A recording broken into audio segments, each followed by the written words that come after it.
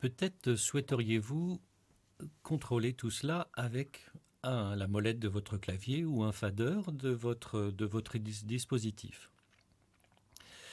Pour, si vous ne savez pas quel contrôleur envoie les boutons de votre clavier ou de votre petite mixette MIDI, il est assez facile dans une piste MIDI d'utiliser le MIDI Monitor que voici, il est apparu sur notre écran, voilà.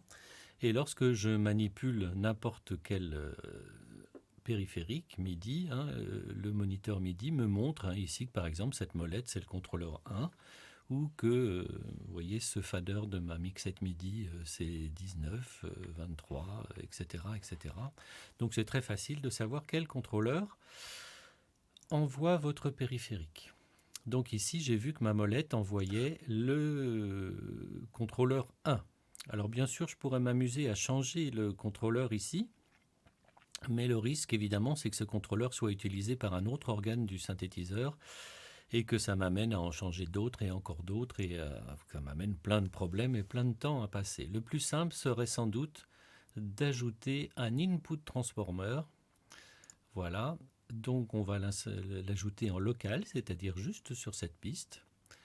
Donc je vais juste avoir besoin du premier module, je l'active, et ça c'est l'erreur habituelle, c'est qu'on oublie d'activer le module. Donc ici c'est le filtre d'entrée, c'est-à-dire ce qui va être sélectionné pour être transformé. Donc ici j'ajoute type is equal et il s'agit d'un contrôleur. J'ajoute ici quel est le premier octet de données, puisque le contrôleur c'est statut, numéro de contrôleur et valeur du contrôleur. Nous c'est donc pour sélectionner le contrôleur 1 c'est au niveau du data 1, value 1, equal et donc 1, et je vais le transformer en contrôleur de breath control. Donc je fais add value 1 que je veux transformer et set to fixed value et je choisis 2. Donc vous voyez que gentiment le logiciel a compris ce que je voulais faire.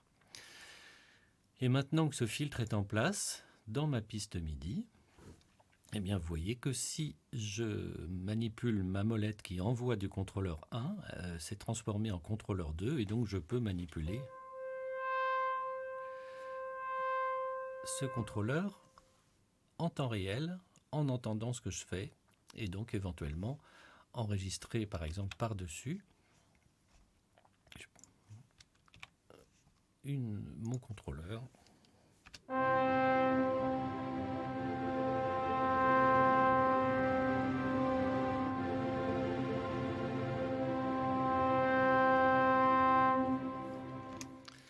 Et voilà, ça n'est pas plus compliqué que cela.